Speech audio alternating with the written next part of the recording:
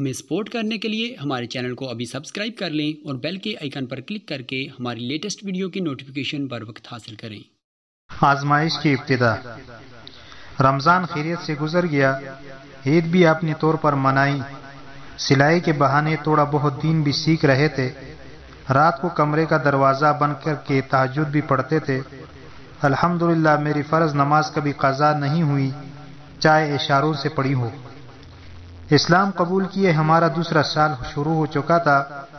انعام اور آمنہ دین کے لیے سختیوں اور آزمائش کے لیے گاہے بگاہے تیار کرتی رہتی تھی۔ صحابہ کرام کی آزمائشوں کا آنکھ دکھاتی رہتی تھی، کیونکہ گھر والوں کو بھی ابھی معلوم نہیں تھا کہ ہم مسلمان ہو چکے ہیں۔ ایک سال تو معاملہ پوشیدہ رہا، لیکن عشق اور مشک چھپائے نہیں چھپتے۔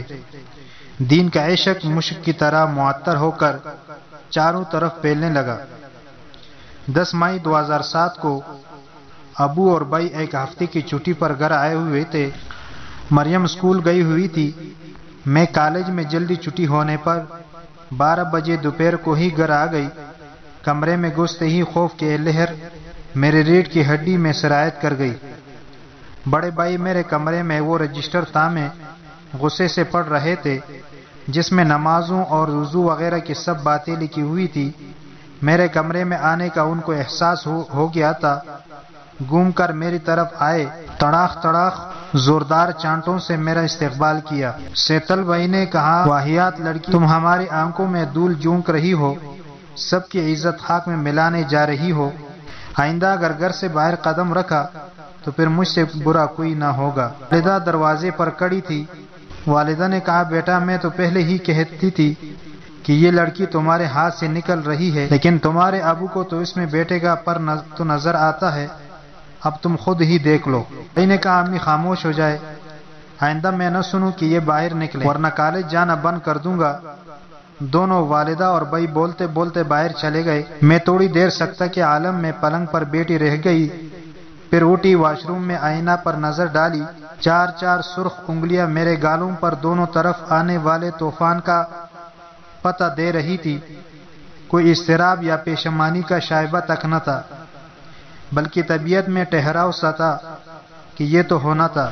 والد صاحب، شام تک پورا گھر اپسیٹ نظر آ رہا تھا۔ مریم اسکول سے آئی، میں نے اس کو بھی سارا واقعہ سنایا۔ وہ بہت دکھی نظر آ رہی تھی۔ کہنے لگی، بھائی نے زندگی میں پہلی مرتبہ پر ہاتھ اٹھایا ہے، مجھے تو ڈر لگ رہا ہے آگے کیا ہوگا۔ میں نے کہا، ہاں اس کا احساس مجھے بھی ہے، لیکن مریم کے سامنے میں اظہار نہیں کرنا چاہتی تھی کہ وہ خدا نہ خواستہ ڈر جائے یا بددل ہو جائے۔ شام 5 بجے ابو کمرے میں آئے اور میرے سر پر ہاتھ رکھ کر خاموش کھڑے رہے، پھر کہنے لگے، بیٹا مجھے افسوس ہے بھائی نے تم پر ہاتھ اٹھایا ہے، لیکن جو کچھ میں سن رہا ہوں تم اس پر نظر ثانی کرو، کوئی غلط حرکت نہ کر بیٹھنا، تم پر تو مجھے فخر ہے۔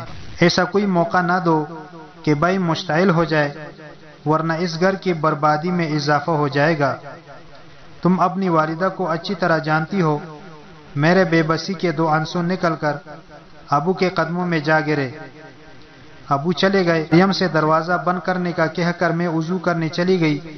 وضو کر کے صاف چادر پر 2 رکعت صلاۃ استقامت پڑھی، استقامت کی دعا مانگی، میرے مولا تیرے لیے تو کچھ بھی نہیں ہے، تیرے دین کے لیے تو میں اپنی جان بھی قربان کرنے کو تیار ہوں۔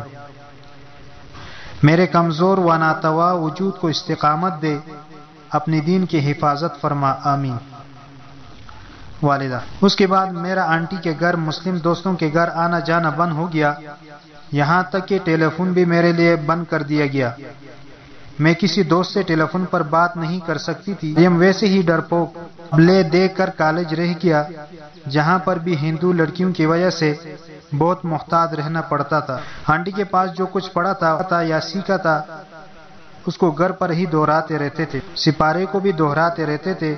والدہ کو شک ہو گیا کہ دروازہ بند کے کیا کرتی رہتی، کس سے باتیں کرتی ہوں، مجھے آواز آتی رہتی ہے۔ میں نے کہا، ممی میں کیا کروں گی، کس سے بات کروں گی، آ کے دیکھ لے خود۔ والدہ نے کہا، ہاں میں تو خود آنا چاہ رہی ہوں، دیکھنا چاہ رہی ہوں کون ہے یہ تمہارے۔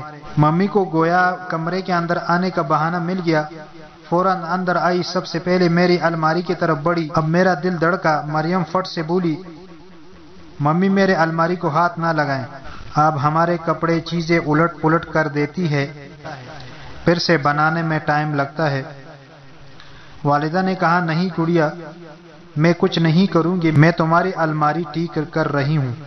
مریم نے کہا نہیں ممی، میں خود ہی مونیکا کے ساتھ ٹھیک کر لوں گی، آپ رہنے دیں۔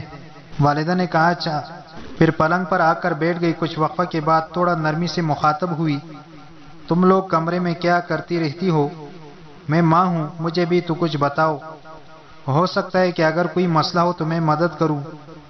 میں تو چاہتی ہوں کہ میری اولاد مجھ سے قریب ہو جائے، مجھے تو حسرت ہی رہتی ہے اس کی، کاش تم لوگ مجھے اپنا ہمدرد سمجھ کر ہی رہتی ہے اس کی، کاش تم لوگ مجھے اپنا ہمدرد سمجھ کر کچھ مجھ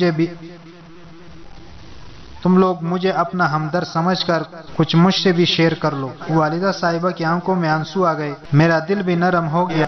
میں نے ممی کے گلے میں باہیں ڈال دی، میں نے کہا ممی مجھے معاف کر دے، میں واقعی آپ سے دور رہ کر غلطی کر رہی تھی، آئندہ ایسے نہیں کروں گی۔ دونوں بہنیں اپنے گھر کی ہو گئی، آپ کو واقعی ہماری ضرورت ہے۔ والدہ نے یہ کہا میری بیٹی مونیکا، اور پھر مجھے گلے لگا لیا۔ مریم ہم دونوں کو محبت سے دیکھ رہی تھی۔ اب والدہ صاحبہ کا رویہ کچھ نہ کچھ ہم سے نرم ہوتا جا رہا تھا، اور ہم بھی ممی پر اعتبار کرنے لگے تھے۔ کبھی کبھی مسلمانوں کی تعریف بھی کر دیا کرتی، اور اس سے رب نے ہمیں دھوکہ دے دیا۔